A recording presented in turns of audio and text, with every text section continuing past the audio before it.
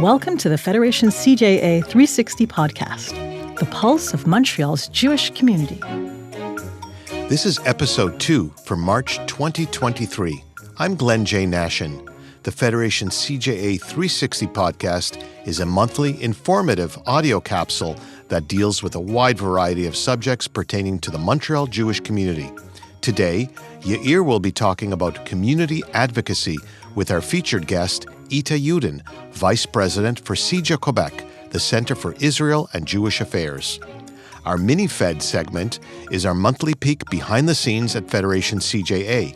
Today, we'll hear from Netana Shek about a new app to connect you with Jewish events in Montreal. It's called JLive. With Israel celebrating 75 years of independence this year, we bring you an Israel moment each episode. We've invited our special Israel envoy, Adi Varon, back to bring us some fun facts. Yaakov Galperin will bring us an update on our efforts to assist Ukrainian Jewish refugees here in Montreal and overseas. We have a special guest appearance from one of the funniest Jews around, Modi. Standing ovation is our chance to applaud some extraordinary contributions out in the community. And we'll wrap up with one more thing from Yair. And now, here's your host, the President and CEO of Federation CJA, Yair Zlak. So I'm very excited. We're back, the second episode of Federation 360 podcast. And I have a very special guest with us today, Eta Yudin, the president of CJA Quebec, vice president of CJA Quebec. Sorry, don't want to mix up the titles. But more importantly, someone who I've worked very closely with. I often have a hard time articulating how complex communal work is. And I can tell you, working firsthand with Eta, the complexity only elevates itself when it gets to the dossiers that she gets to manage on a daily basis, mostly outward looking towards Quebec society, Quebec community, Quebec politics, and the intersections that we have outside the Jewish community and how that impacts the Jewish community, of course. Really important, critical work that her and her team get to do on a daily basis. And I'm thrilled to have Eta here with us today. And I guess, Eta, to start off with a little bit about yourself. How do you arrive at a job like this? Where does that come from? So let me first just say I'm really happy to be here and super excited about this project, and I couldn't ask for a better partner in all the work that we do than you. So thank you. Look, I was an active student on campus. I'm a product of the Jewish day school system, proud alumni of the Jewish day school system in Montreal, and I went to Marinopolis and then McGill. And as a student at McGill, I started to experience things that were really unsettling and disturbing. It was the tail end of the first Intifada, and we saw on campus things that were happening and playing out where Jewish students were being targeted, and there were a lot of issues on campus. And at the time, one of the first things that I did, there were at the time a number of Israeli soldiers missing in action. And with a friend of mine, we co-founded the National Student Coalition for Israeli MIAs.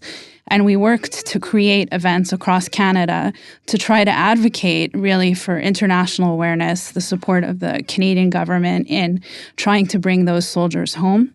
The most famous one at the time was Ron Arad, and we brought his wife, probably with Federation at the time, we brought his wife to Canada and to speak on campus. And I think that whole experience taught me about the partnerships that you can create in community and the work that we can do together, and the fact that you don't have to be a professional or an expert to make a difference, that getting involved and getting engaged can have an impact. And that involvement led me to a series of involvements on campus with different student groups, with SMU. I got involved in incidents were happening at the time with the McGill Daily, with the student union at McGill. Sounds very familiar to what's happening today, by the way. A call to action to all those students facing all these issues on campus today. You know, there is a path where you can become even more active. Sorry, I didn't mean to cut you off. No, absolutely. You hit the nail on the head. It was. I think those moments were so pivotal pivotal in my life in making me understand what is really going on in the world and the importance of engaging and being a part of something and trying to affect change. Obviously, over the years, I learned a few things and had a few very special mentors who taught me things along the way. But that, I think, was where it started. I was the token young person on a number of boards, and I learned about the power of community and the power of involvement. That's incredible. I mean, again, I just think about the number of young students facing not dissimilar situations today. I think we are seeing, and you'll correct me if I'm wrong, an increase in anti-Semitism and anti-Semitic actions and reactions throughout campuses throughout the world, but it's at numbers we have never seen or have rarely seen in North America. And here you were as a young student, A, taking action because you were passionate about it, but B, I think, and maybe I'm putting words in your mouth and you'll correct me, but finding a very fulfilling life through this work, eventually into a career as the top advocacy person in Quebec for the Jewish community, a partner, somebody who has a complex, very complex daily responsibility. But to me, it's a great starting point for our young students to understand that there is a future here. There is absolutely, and you're 100% right. I mean, I like to joke around my family, like some people. Family activities revolve around Super Bowl and the playoffs. And in our family, it was around elections and political parties. And if there wasn't an election in Quebec or Canada, there was one in the U.S. or Israel, something that we could follow. Because they all impact the Jewish community, right? Exactly. So I definitely grew up with interesting conversations around the dinner table. And my parents were very engaged in community and brought me to all kinds of things. And again, it comes back to the importance of putting yourself out there and being at the table and being part of something. And whether it's strengthening community and being involved that way, or sitting at a table outside of the community and letting people understand who the Jewish community is and who we are and what our lived experience is, it all comes together and it's all equally important. We see that with Hillel on the ground, working hard to support students with their lived experience on campus. To what you're talking about, the level of anti-Semitism around the world has spiked. It is of concern. We look towards Europe and we see what's happening there. We certainly don't want that to play out here. We look at American campuses and we see what's going on. And there's a lot of communal energy and effort to support our students on campus here. We're happy to work with our partners at Federation Hill to provide that support with students. But Hillel is on the ground with the students, living the day-to-day. And that's where it starts. That's where you start to make a difference. You start to have an impact. Eta, I think we share one thing, is that we have a deep passion for this community and for trying to make this world a better place. And I'm sitting here watching that in your comments and reaction. You mentioned anti-Semitism, obviously a major priority for CJA, for all of us. What are some of the other priorities you're struggling with today at CJA Quebec? As you can imagine, the issues around anti-Semitism also take up a lot of space. So, for example, federally, we're working hard to call for legislation on online hate, because when we talk about anti-Semitism and we talk about hate, it's not just the incidents we're seeing in real life. We're seeing things online that we didn't see several years ago.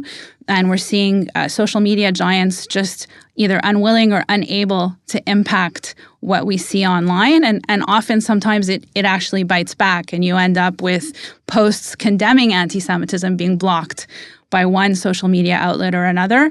And so we've created a national coalition to call for federal legislation on online hate. So critical in the world of social media and the world that they have created that has absolutely no regulation, right? Yeah, absolutely. One of the things that we called for and that happened just a few months ago was that now in Canada, Holocaust denial and willful promotion of anti-Semitism is illegal in Canada, which should change our ability to engage and act on some of the most egregious cases. You've probably all followed the Laith Marouf scandal, and we've seen important changes happen on that front. Security is another issue that's at the top of our agenda. And again, we work very closely with our partners at Federation, with the Director of Community Security and the CSN. We have excellent collaboration with the SPVM, but we're seeing a situation where this community is investing a significant amount of energy and funds into the security project, not because we want to, but because we have to. And, we are calling for increased support from different levels of government to help ensure that our communities can provide the safety that we need to. By the way, currently Federation's investment in community security has reached $500,000, continues to grow, and that's without the capital investments we're making. And that's part of the calling on the government to share that responsibility as they have part ownership of that dossier. And then I guess the other big piece is that, as the proud advocacy agent of Federation here in Montreal and Jewish federations across Canada, we engage with all levels of government on the gamut of issues that impact our community. So, the obvious ones are anti-Semitism and security, but there are many issues that preoccupy us and engage us, and we have an eye to looking at legislation and policy to ensure that the quality of life of our community remains what it is. And we look for opportunities to certainly benefit all Quebecers and all Canadians with the legislation that we advance. We saw just in June 2021, we saw the government of Quebec adopt the IRA definition of anti-Semitism, which was a very nice win for us. A huge step forward. But there are other issues that preoccupy us. Just in the coming weeks, we're now in Jewish Disability Month, and there's a CJA together with the Federation's Advocacy Day in Ottawa to bring together the different groups that advocate for those with special needs or disabilities in our community, and to provide an opportunity to raise issues and concerns directly with government. And we work closely with partners outside the community. So we look to engage on issues that we have common cause or common concern. Sometimes we're in a position where we can actually help another minority advance an issue or take another step in the fight against hatred, which certainly has an impact on our community. And sometimes it's the work that we can do together. But coming back to how we started this whole conversation, that's also a place where people can get engaged and get involved, because ultimately, we do the work that we do and we have incredible support and partnership from community leadership, but it's when you're at the table and you give a chance to people to understand what is a Jew, what is our lived experience, what are we confronting, what are we concerned about, what are we happy about. And it's those conversations and that type of engagement that helps us have the impact that we do when we engage with government, media, NGOs, civil society, and other communities. Eta, I have about 30 seconds to wrap it up. I'm going to say, maybe on your behalf, to say, you've named an extensive dossier, and it doesn't even touch on issues like advocacy for Israel and sensitizing politicians, media, decision makers, thought leaders, business community by taking them on missions to Israel, being a partner in that conversation on how to view Israel differently than what the media portrays. An incredible dossier of work. I on a personal level, thank you again for the incredible partnership, the work that you do, the work that CJA is doing in Quebec and nationally, so critical to our Jewish community. I often even forget the work you do on ensuring kashrut, the work that you're doing advocating for Jewish health rights. There is a whole list of things that fall under your umbrella. It is, like I said, I opened up by saying it's complicated, complex, and I thank you for that. I thank you for your time. Again, I look forward to future interactions where we can unpack other issues that are on the agenda. So thank you so much, Eta. Thank you. And I would love to come back anytime. I feel like we just started the conversation and we could certainly go on. You did mention Israel. And I do think because we talked about such heavy topics, just for people to understand, there are very amazing things happening as well. It was just a few years ago that Philippe Couillard went to Israel as the first sitting Quebec premier to visit Israel. And right now, there are a few missions in Israel, including some ministers and the Montreal Chamber of Commerce. And so there's a lot going on. University and there's a lot leaders of that just came back. Exactly. There's just a lot going on. And there's a lot of people who understand what there is in the value of that relationship and what the Jewish community is going through as well. Eta, thank you again for all your work, and thank you for joining us today. Thank you. Each episode, we plan to give you a quick sampling of what's going on inside Federation CJA. We call this portion Mini-Fed. Today, we're speaking with Netana Shek, who will give us a glance at J-Live. Hi, Netana. Welcome to the show. Hi, Glenn. So nice to be here. So my name is Netana, and I'm the Chief Jewish Identity and Engagement Officer at Federation CJA. And I am so excited to be here today to talk about a new platform that Federation has been working on for the last 2 years called J-Live. I can't even tell you how many conversations I've had over the years with people wanting to engage in Jewish life, but not knowing how or where to sign up for events, and only hearing about them after they've passed, and feeling completely out of the loop. At the same time, from the flip side, I've heard from so many organizations that they're trying to reach new audiences for their incredible events, and they just don't have the ability to do so. So J-Live is the solution. It's really the easy button for Jewish life. It was created to provide you with a one-stop destination to find, register, and engage in amazing programs and events happening across our incredible Jewish Montreal community.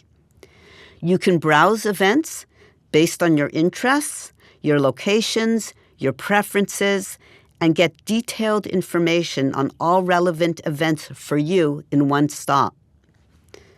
By creating a J-Live profile and setting your interests, your J-Live feed will not only show you events based on your preferences, it's almost like a personalized online event shopping made easy for you.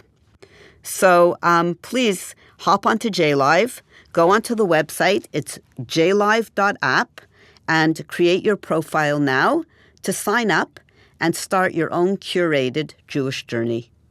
So that's JLive, JLIVE.app, correct? Exactly. I'm going there right now, Netana. Thank you so much. Thank you. This year, we're celebrating Israel's 75th birthday. We call this segment an Israel Moment. Welcome back to our Federation CJA Israel emissary, our shlicha, Adi Varon. Hi, Glenn. Thank you. Toda. This month, I have 4 fun facts about Israel to share with you. Number 1, Israel has the most museum per capita than any other country in the world. Number 2, Israel is the only country in the world that uses kosher glue for its postage stamps. Number 3, Israeli banknotes have Braille writing on them so blind people can easily identify them. Number 4, Israel's engineer at Montreal, Israel, R&D Center developed the original cell phones technology that's the starting point for today's smartphones. Jewish federations across Canada are celebrating Israel 75, bringing hundreds of people on grand missions. Are you interested in joining us? Google Israel 75 Mission Montreal.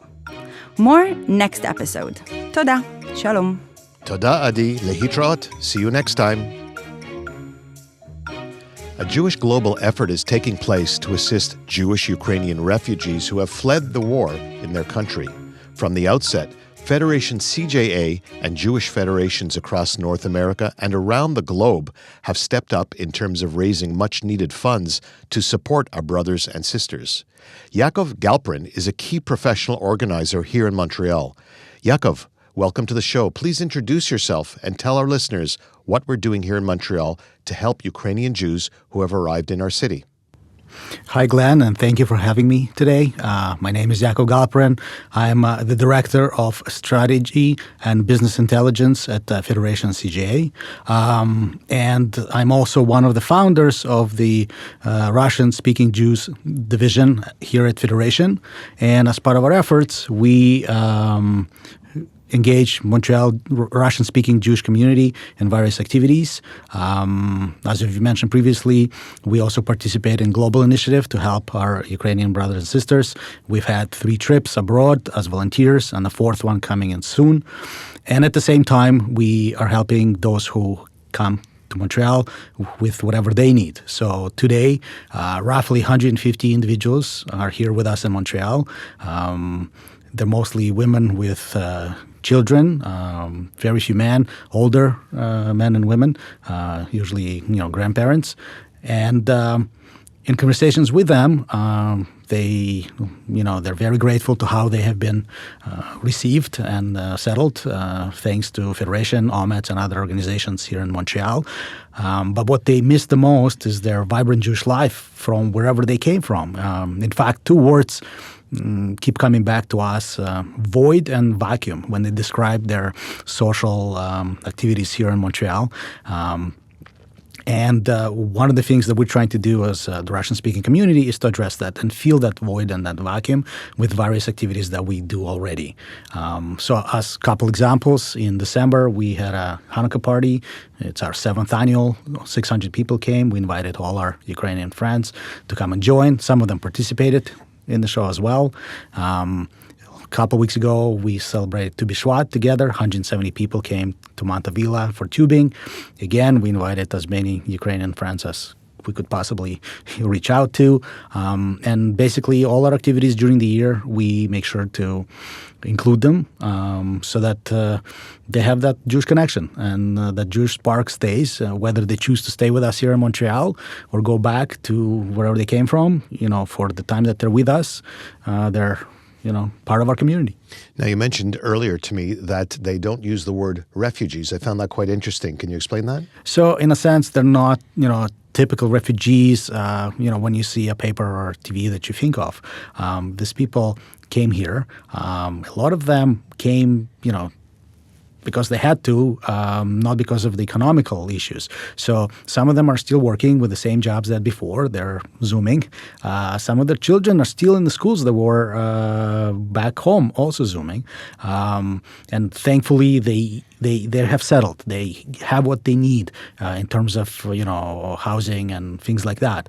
It's really the social aspect of that we need to now address, and that's what we're trying to do now. And pivoting from what we call emergency relief to how do we support and help these people for the year 2, 3, as long as the need is still there. Is there a sense that some would want to stay here in Montreal? Yes, some came and are going to make this them home, but frankly, a lot of them are still hoping that, they didn't leave because they wanted to leave. They left because they had to leave. And so for most of these people, if they could go back to their lives, they'd rather do that. Unfortunately, some of them are starting to realize that in some cases there's nothing to go back to. And we're not done yet, unfortunately, with that war. I would imagine some of them are interacting within the Jewish community perhaps more than they would have back home. They do.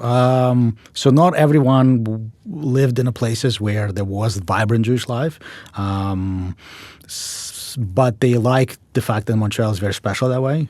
We have a large Jewish community. We have a very engaged Jewish community.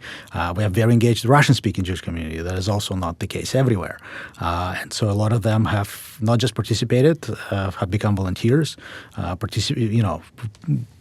plan the activities with us. We're trying to get more of them involved in terms of helping us plan for their own. So it's not just us coming up with ideas of what they may like, but them actually telling us what is it that they need going forward. So tell us anything our listeners can do if they wanted to help out. Absolutely. At this point, I recommend going to our website, federationcja.org, and click on donate button. We appreciate anything people give us, but at this point, the material needs are met to the most extent, and it's really financial help that helps us, to do our engagement and outreach and various activities that we are able to offer. Thank you, Yaakov. So as Yaakov mentioned, if you'd like to help out, you can visit federationcja.org and click on Donate, where you'll see how you can support the Emergency Ukrainian Relief Fund.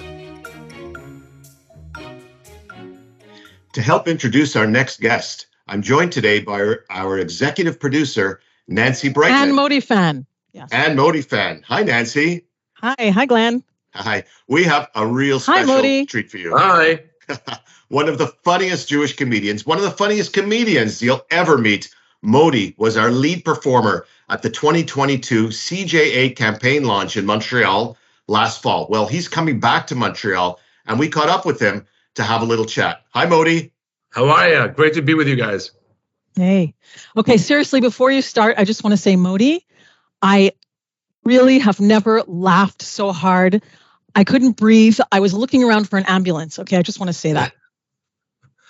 Well, from the show in, what was it, November? The show was last September in Montreal. And of course, we're a complete different market and city than every place you performed, I'm sure.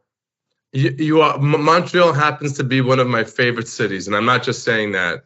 The community in Montreal is absolutely amazing. The achdus, the unity you guys have, no matter what form, shape, age of Jew, when an event happens, you guys just pull together. And it's not a new thing for me. I've been doing the Montreal Comedy Festival for years. And I remember in my first year was 1997. I performed back then. They had a show called the Bar Mitzvah Show. And it was always known as the show that sold out immediately. They used to have 3 or 4 shows a night. It was like doing vaudeville. Oh, my God. And those shows always sold out right away. And you got there and you saw every type of Jew in the world. And it was, and since then, you guys have never disappointed me. Whenever I was brought up there for a synagogue, for a event, you'd see the people not from the synagogue would come to the event too. So Modi, can I call you Modi or is it Mr. Modi? You can call me Rivka. Rivka Modi. So let me ask you a question. There might be a few people listening who never heard of Modi. Tell us a little bit about yourself, a little background. It's impossible. Maybe just a few. My mom. My background? Yeah. I was born in Israel. I came to the United States when I was 7 years old. We lived here. I went to school, went to Boston University, came back, worked in investment banking, and then began doing stand-up comedy while doing that, and developed a very Jewish voice and became, a big comedian in the Jewish world. Wow. And in comedy in general. From Israel to Boston to banking to comedy. What I was meant to do. So not all of your comedy, not all of your performance is heavy and Jewish, or is it mostly that way? My motto is know your audience. Mm-hmm. So whatever's in front of me, I do. You can tell right away if it's a religious crowd, a not religious crowd, a not Jewish crowd. If I'm performing at the Comedy Cellar, it's not a Jewish crowd. It's a New York City, many tourists. You have to be able to work that room as well. And then you can go to an event where there's a wall down the middle with women on one side and men on the other. You have to be able to pop into all of those. Wow. And how far do you go with your edginess in situations like that? Right up to the line. There's a line, and as long as the closer you are to the line, the funnier. If you cross the line, it's crickets. You almost can't cross back. Right. And so in Montreal, every time I've done shows there, you could see that there's all the mixes, the cholent of Jews. It's literally a cholent of Jews you get there. French, French, Israeli, Ukrainians now, and there's just so much happening up there. And you have to make sure that there's one line that everybody's on, and then you can have fun with the others while explaining what you're talking about, which is half the fun of the comedy. So how do you walk that fine line between being really funny and being sensitive to the people that you're about to tick off for what you say? You have to feel it. That's a feel. How does a surgeon know what to do when he's in the body? There's no one body that's the same. You open up the patient, you go in there and you see what you have to do. There's lots of kinds of Jews from lots of places. How did you learn it all? How did you pick up on so many different kinds of people within the Jewish faith? I don't know. I listen and I pick up. I'm like a parakeet sometimes. And I've been doing it for a minute. I've been doing it for a while. So I've seen there really isn't one congregation of Jews or one type that I haven't performed for or seen or been with. And luckily, every time wherever community I'm at, they always feel like I'm one of them. Have you ever been really surprised at any situation you've been in your career in on stage? To be honest with you, people-wise, no. Setup-wise, that's the most important thing. When you're doing comedy at something like the Rialto, which I'll be at on the 22nd, it's meant for comedy. It's meant for a performance space. There's lighting, there's sound, there's going to be, I'm not sure if there's food or drinks. I know there's drinks, but I don't know if there's food, and so it's set up right. When you do an event like a gala and there's food and there's speakers and there's honorees and there's movies, that takes a part of it. Or where they don't set the lighting up right, or where they don't set, that's the stuff that really worries me. It's not the people. The people, they're the least of my worries. It's the setup of the event, because I'm performing usually at events that it's not a comedy event. It's not a comedy club. I'm not performing at the Montreal Comedy Club. I'm performing, for the Federation. So they're coming there, and here's a comedian. So that's what and that's a part of my act. I talk about it. My podcast is called "And Here's Modi," because I'm usually following something insane, and then the woman goes, "And here's Modi," So just like when I did the Federation for you guys in September, I followed this amazing story of this woman and her daughter that were extracted from Ukraine. I was sitting there in tears. I was so many feelings. That girl and her mother looked like every picture of my grandparents before they left Europe. They really looked like that, with the shoes, the dress, the everything was like, it was like my grandmother's pictures were coming to life, and the story behind it, that they were taken out of Ukraine, of Kiev, or whatever, like literally where the bombing was, and the Jews came in and they pulled them out, and then boom, and here's Modi. I mean, it's insane.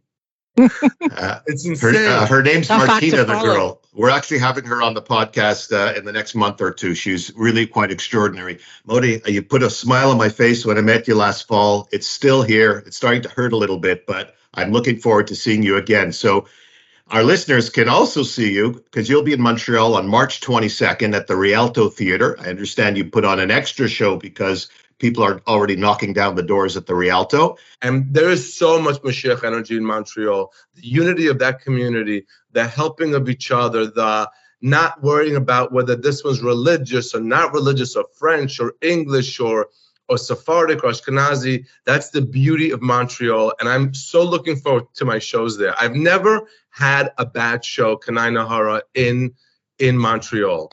And if you want to catch Modi's show, whether it's in Montreal, across Canada, the US, Europe, visit modilive.com. That's MODILIVE.com. And I want to thank Modi, our special guest today. Thank you very much. Thanks, Modi. Thank you so much, Modi. Thank you. See you soon. Bye-bye. Bye-bye. It's time for questions from you, our listeners. Email your questions for your ear about the Jewish community and Federation services. Send us your first name, where you're from, and your question to podcast@federationcja.org, and we'll try to answer you on the next episode.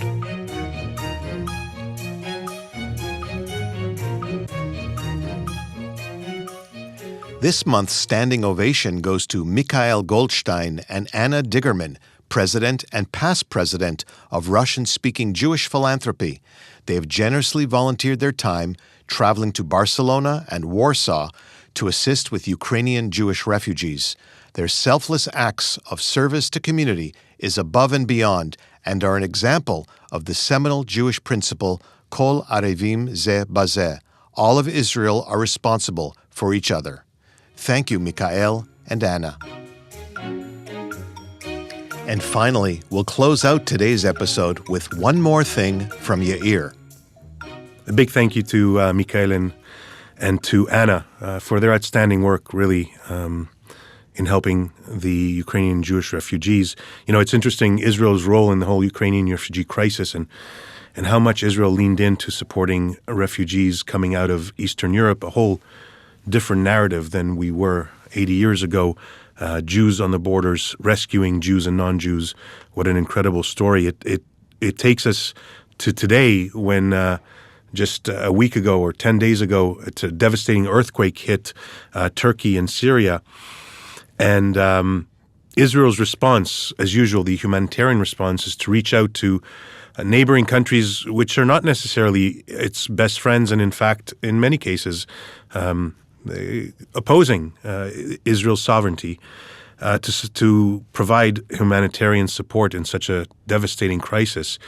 I happen to be able to call a friend, the chief medical officer of the IDF field hospital, Dr. Ofer Merin, also the chief or CEO of Shaare Tzedek Hospital in Jerusalem. He wrote just recently to a number of people, and I got a copy of his letter. It was in Hebrew, but I'll translate very briefly about the work that the IDF field hospital is doing in Turkey. And he was celebrating the lives that were saved 4 and 5 days after the earthquake, of children who were buried for under buildings, rescued and saved by Israelis. And you know, it's incredible as you read headline news today, and this is very much a personal reflection, and you see mainstream media criticizing Israel for its potential judicial reforms and for all other reasons. And you think about, here's a country who's really just turning 75 years old, struggling with its own need to develop a constitution, a document that will define the country's laws, which is a natural thing. Happened here in 1982. I'm sure at the time it was a controversial issue. And the number of voices criticizing the country for doing so have been quite alarming. And the question that we need to ask is, can we all take a step back and allow the country to evolve and grow and make these decisions? Because at the end of the day, what it comes down to is the country needs a constitution. And in doing so, they're going to go through a rough patch to get there, and they will try and do things right, and they may have to adjust. But here's a country that 75 years later is at the forefront of rescuing human life in Turkey, and at the same time struggling to define its constitutional realities. I think it's an incredible opportunity for us to say we must always hug and support our Israeli brothers and sisters as they go through these discussions, understanding that we have concerns, that world Jewry has concerns, because Israel, Medinat Israel La'am Yehudi, is the Jewish state, and we all have a stake, yet we don't all have a vote, and that's difficult for all of us. And yet tolerance amongst the community and the opportunity for Israelis to navigate this conversation is so critical. I end with the thought of, think about the great good that Israel and Israeli society have done. I reflect on my friend Ofer, who's in Turkey, away from his family, away from his grandkids, saving lives of neighbors who probably grew up to hate him. But here he is taking upon himself to do that. Am Yisrael Chai, may we all have a celebration of life this Purim, and I look forward to speaking to you on the next podcast. Thank you, Yair, and thank you to our guests, Eta, Netana, Adi, Yaakov, and Modi. And thanks to you, our listeners, for tuning in. We hope you've enjoyed this episode. If you did, please leave a comment and rate us, and please share us with family and friends. And be sure to click the subscribe button wherever you're listening to this so that you get the next episode directly in your inbox or your podcast queue. Our executive producer is Senior Director of Marketing and Strategic Communications, Nancy Brightman. Our technical producer is Daniel Moskovich. Jillian Zryan is our marketing consultant. I'm Glenn J. Nashin, the producer of the Federation CJA 360 podcast, the pulse of Montreal's Jewish community. Thanks for listening. To find out more about Federation CJA, the impact we have in the Montreal Jewish community, Israel and around the world, visit us at federationcja.org on Facebook and on Instagram. Until next month, Shalom.